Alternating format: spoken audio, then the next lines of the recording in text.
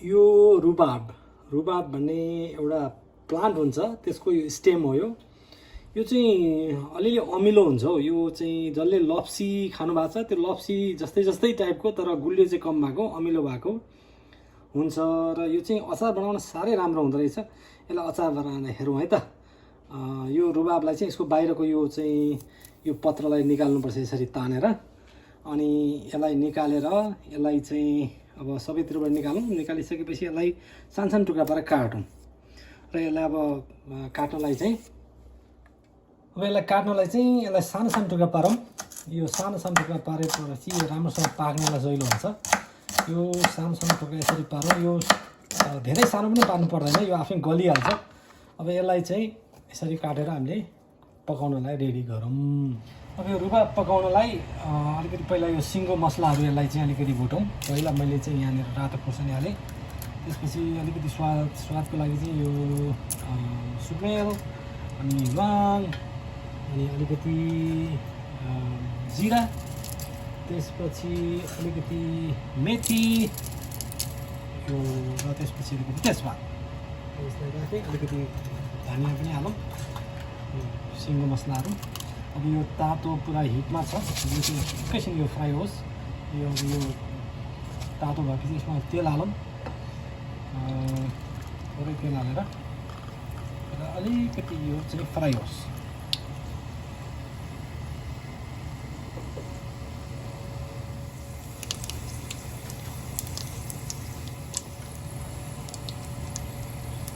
अब यसमा अलिकति बेसार हालेर हालिसकेपछि अब यो रुबाब, तातो रुबाबलाई छिट्टो हालेर यसलाई चाहिँ अब फटाफट पकायो हुन्छ। अब केही गर्नु पर्दैन। यसलाई पकाएपछि यो सबै रुबाबलाई यसमा हालिदिउँ।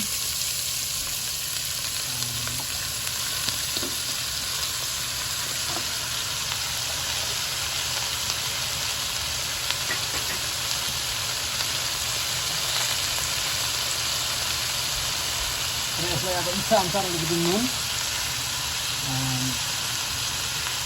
नुन अलिकति चाहिन्छ, किनकि अमिलो छ हो, त्यसरी नुन अलिकति चाहिन्छ। यसलाई नुन हालेर यसलाई अब पकाइदिउँ। यसलाई छोटी पकाउनु। यो पुरा पाकेर पनि यो पुरा गल्छ। अनि गलेपछि फेरि यसलाई अर्को उपचार गर्नुपर्छ। यसलाई पकाउँ।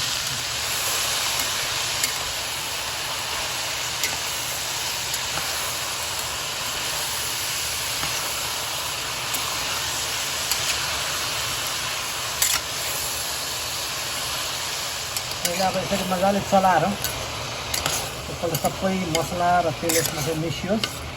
अब यसलाई एकपल्ट छोपिदिउँ र छोपेपछि यो पुरा स्टिम भएर पाक्छ। अब यसपछि एकैछिन यसलाई म छोपिदिन्छु। यसलाई अब एकछिन छोपेर लगभग 5-7 मिनट जति पकाउँ। त्यसपछि फेरि एकपल्ट हेरौँ। अब अहिले यो 3 देखि 3.5 मिनट भइसकेको छ। अब यसलाई एकपल्ट खोलेर हेरौँ। यसबाट प्रशस्त मात्रामा पानी निस्किन्छ, यसमा प्रशस्त मात्रामा पानी हुन्छ, फाइबर पनि। र यसलाई एकपल्ट चलाएर हेरौँ त।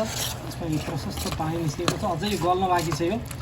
र यसलाई अझै पिरो अलिकति चाहिन्छ अचार भनेपछि, र त्यस कारणले यसमा अलिकति धुलो खोर्सानी पनि हालौँ। यतिखेर धुलो खोर्सानी पनि, रातो खोर्सानी मैले अलि राख्दैछु। यो कश्मिरी मिर्च, यसले अलिकति रातोपना पनि ल्याउँछ र चाहिँ स्वाद पनि अलिक पिरो एक खालको चाहिँ फ्लेभर पनि दिन्छ।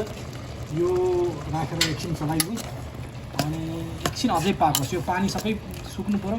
र त्यसलाई यो पानी अझै सुकेपछि र अझै गलेपछि फेरि यसलाई अर्को एउटा चाहिँ फेरि प्रोसेस गर्नुपर्छ। एकपल्ट फेरि अझै 3-4 मिनट यसलाई चाहिँ छोपेर पकाउँ। अब यसलाई एकपल्ट फेरि खोलेर हेरौँ। अझै यो 3 मिनट, त्यसपछि फेरि चलाएपछि 3 मिनट भइसकेको छ। यसमा धेरै गलिसकेको छ घरमा चाहिँ, तर पानी प्रशस्त मात्रामा आएको छ। यसमा आउँछ यो पानी, यसलाई सुकाउनुपर्छ अझै। र अहिले यो बेलामा यसलाई के गरौँ भनेदेखि अलिकति यसमा ब्ल्याक सल्ट अलिकति हालौँ। फेरि अलिकति अर्कै खालको अचारको चाहिँ टेस्ट दिन्छ। ब्ल्याक सल्ट यसमा हालिदिनु अलिकति। र त्यसपछि चिनी। यो साह्रै अमिलो हुन्छ। त्यो अमिलो भयो भने त्यसलाई काट्नको लागि अलिकति गुलियो चिनी भयो भने त्यसले फेरि म चाहिँ 2 table spoon, 3 table spoon, 4 table spoon र 5 टेबल स्पुन म हालिदिन्छु। र यसलाई पुगेर अनि फेरि हाल्नुपर्छ। त्यो आफ्नो स्वाद अनुसारले कतिको गुलियो बनाउने हो र कतिको अमिलो छोड्ने हो त्यस हिसाबले चाहिँ आफूले चेन्ज गर्न सकिन्छ नुन चिनीको मात्रालाई। यसलाई अब यो चिनी हालेर यो चाहिँ यो पाकोस् र यसको चाहिँ यो पानी सुकोस्। अझै यसलाई अब चाहिँ खुल्लै राखेर यसलाई हामी पकाउँछौँ।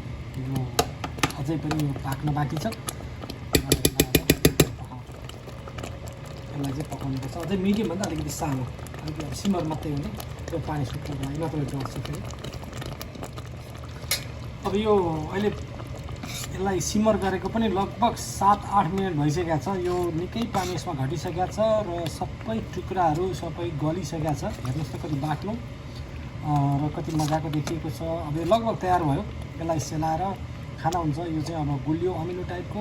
यसलाई सुकाएर तितौरा बनाउँदा नि हुन्छ, नत्र भए यसै चाहिँ भातसँग अथवा अरू कुनै केहीसँग खाए पनि भयो। गुलियो खालको अचार यो चाहिँ लप्सीको अचार जस्तो अथवा आँपको पकाएको अचार जस्तो त्यस्तो हुन्छ। अब यसलाई चाखेर हेरौँ है त। ल अब यसलाई अलिकति चाखेर हेरौँ कस्तो भएछ। सानो कचरामा निकालौँ। यो तातो छ, यसलाई एकछिन चिसो पारेर अथवा चाहिँ सेलाएर यसलाई चाखौँ। ल अब यसलाई चाखेर हेरौँ। तातो छ तर लगभग यो सेलाइसकेको छ। यसलाई अलिकति चाखेर हेरौँ कस्तो भएछ, हेरौँ है त।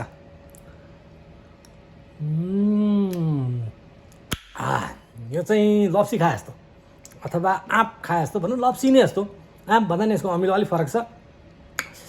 लप्सी जस्तो गुलियो, लप्सीको गुलियो अचार जस्तो, कति मिठो। हस्।